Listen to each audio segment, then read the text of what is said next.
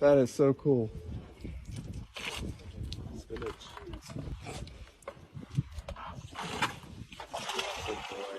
مثل ما شفتوا بالفيديو، فيل بالغ شفط كمية كبيرة من الماء بلحظات. الفيل هو الحيوان الوحيد اللي يمتلك خرطوم ويقدر من خلاله يتنفس، يشتم، يشفط، يتحسس، يمسك ويلتقط، ووزنه يوصل ل 140 كيلوغرام بالفيل البالغ.